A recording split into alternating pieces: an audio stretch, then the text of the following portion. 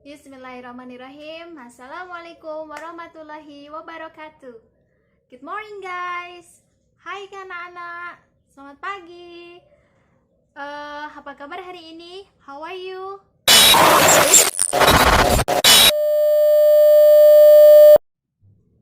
Okay, hari ini we're going to be learning about how to reduce adverbial clause into adverbial phrase. Apa sih adverbial clause itu? Adverbial clause adalah kalimat pelengkap. Namanya aja kalimat ya, berarti kalimat ini terdiri dari subjek dan predikat. Predikat yang digunakan adalah kata kerja. Dalam bahasa Inggris itu akan ada dua predikat. Predikat yang menggunakan to be, kayak she is a teacher, itu misalnya. Itu kan predikatnya menggunakan to be. Nah, tapi pada kesempatan kali ini, predikatnya kita menggunakan kata kerja. Gitu ya. Nah, untuk itu pada kesempatan kali ini kita akan mengubah bagaimana cara mengubah kalimat pelengkap ini menjadi sebuah kata atau sekumpulan kata, sekumpulan frase. Frase itu kan sekumpulan kata yang punya satu inti. Gitu ya. Mengubah kalimat pelengkap menjadi sebuah frase yang bersifat menerangkan sesuatu gitu. Di sini ada beberapa jenis. Yang pertama, adverbial clause yang diawali oleh WH question. Adverbial clause atau kalimat pelengkap yang diawali sama WH question. Kalimat tanya yang diawali dengan WH. Gitu, kayak what, when, where, dan sebagainya. Oke, untuk yang pertama, kita punya satu contoh kalimat, yaitu when Cut Nyak Dien heard this, she was enraged and swore to destroy the Dutch. Senung ulangi.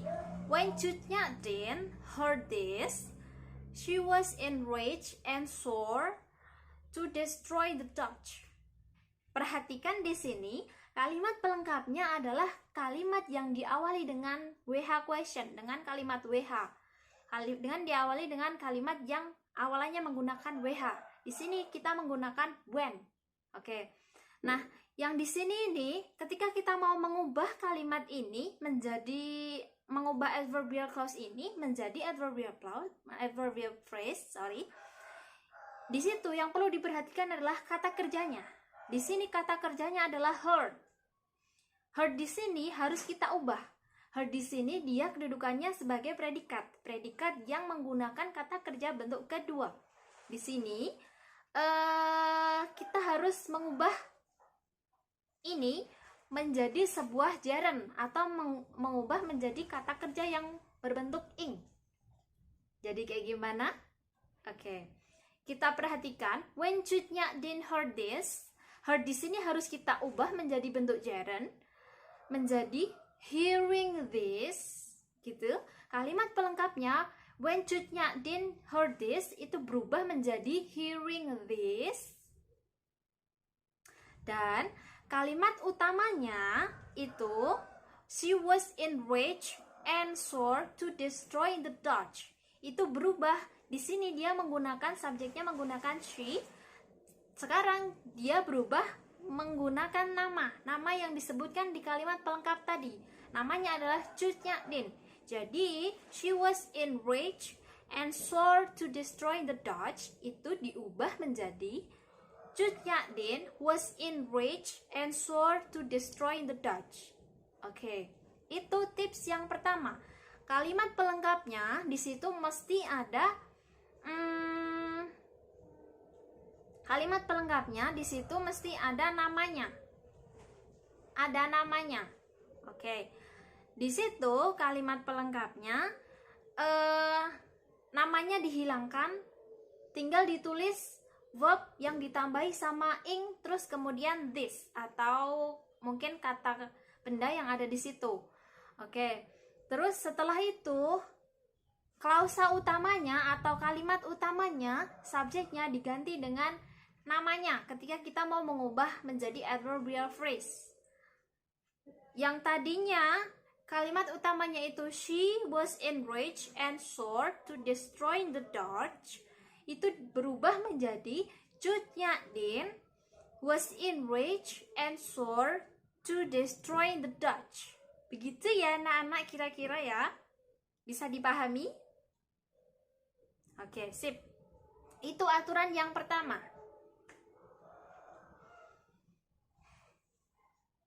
Contoh lain anak-anak. Di frase yang kedua, di adverbial clause yang kedua, kita menemukan kalimat bahwa when Cut Nyak Dien learned that Teuku Umar would allow her to fight, she accepted this proposal. Oke, diperhatikan di situ, dicari kata kerja yang ada di kalimat pelengkapnya. Di situ kata kerjanya adalah learned. Learned bentuk kedua. Kalimat pelengkap itu adalah kalimat yang terdiri dari kalimat yang ditandai dengan konjungsi atau WH question. Di sini kita bahasnya baru WH question. Kalimatnya, kalimat pelengkapnya itu kalimat yang dilalai yang depan. Oke. When Cut Nyak Dien learned that Teuku Umar would allow to fight, itu kalimat pelengkapnya yang akan kita ubah menjadi adverbial clause, adverbial phrase atau sekumpulan kata yang berarti satu makna maksudnya. Di situ kita ambil kata kerjanya learned, kita ubah menjadi verb ing learning. Oke. Learning sampai ke belakang itu tidak berubah. Learning that Teuku Umar would allow her to fight. Yang diubah itu kata kerjanya. Kata kerjanya bentuk apapun itu diubah menjadi kata kerja bentuk ing. Oke. Terus yang kalimat utamanya, she accepted this proposal. She di sini diubah menjadi nama.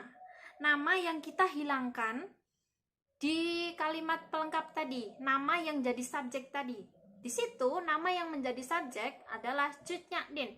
Jadi Cut Nyak Dien di sini kita tuliskan sebagai subjek di kalimat utamanya menjadi Cut Nyak Dien accepted this proposal. Oke, jadi untuk kalimat yang ini, when Cut Nyak Dien learned that Teuku Umar would allow her to fight, she accepted this proposal. Itu dapat kita ubah menjadi learning that Teuku Umar would allow her to fight, Cut Nyak Dien accepted this proposal. Oke, begitu jelas ya, bisa dipahami kan? Yang ketiga, kita punya kalimat because Teuku Umar was undersupplied, she surrendered to the Dutch. Karena Teuku Umar ini kekurangan pasukan, dia menyerah ke Belanda. Gitu. Nah, di situ kata penghubungnya atau awalan kalimat di kalimat pelengkapnya itu tidak WH question lagi, tapi konjungsi atau kata penghubung yang mana di situ dituliskan because. Because di sini harus kita ubah, because bla bla bla harus kita ubah menjadi sebuah adverbial phrase atau sekumpulan kata yang punya satu makna itu tadi. Di situ konjungsi sama subjek dan predikatnya dihilangkan, kita tinggal menambahkan menuliskan mungkin kata sifat atau adjektif atau ya di situ adjektif. Kita harus menuliskan kata adjektifnya sebagai adverbial phrase. Jadi undersupplied. Kalau yang kalimat pelengkap tadi isinya atau berbunyi she because Teuku Umar was undersupplied, itu sekarang kita ubah hanya menjadi undersupplied gitu. Terus yang di sini kalimat utamanya he surrendered to the Dutch, itu bisa kita ubah menjadi he-nya di situ dituliskan namanya. Nama yang ada di kalimat pelengkapnya tadi adalah Teuku Umar. Itu kita ubah atau kita tuliskan di kalimat utamanya. Teuku Umarnya di sini dituliskan di kalimat utama ya. Jadi undersupplied, Teuku Umar surrendered to the Dutch. Begitu kira-kira. Paham ya? Jadi kalau awalannya because sampai predikat dihilangkan. Tinggal dituliskan kata sifatnya. Terus subjek di kalimat utamanya kita ubah menjadi nama. Nama yang ada di kalimat pelengkapnya tadi. Begitu. Terus aturan yang keempat. Aturan yang keempat itu adalah adverbial clause yang diawali dengan kata penghubung meskipun atau although. Miss Nunung bacakan contoh kalimatnya. Although Cut Nyak Dien desperately fought back, she was captured. Meskipun Cut Nyak Dien berjuang atau melawan mati-matian, dia pada akhirnya tertangkap. Kalimat pelengkapnya berbunyi, although Cut Nyak Dien desperately fought back, itu kita ubah menjadi despite her desperate fight back. Despite di sini menggantikan although. Terus her-nya di sini her ke Cut Nyak Dien. Materi kita semester 1 bab 1. Cut Nyak Dien itu perempuan, jadi objeknya dia berubah menjadi her. Terus di sini desperately di sini adalah kata adverb atau kata keterangan, bisa diubah menjadi desperate, berubah menjadi adjective atau kata sifat. Fight back itu adalah bentuk pertama dari fall back. Jadi di sini yang perlu diubah itu ada 1, 2, 3, 4, ada 4. Konjungsinya harus berubah, although menjadi despite. Subjeknya Cut Nyak Dien itu harus berubah menjadi objek, her.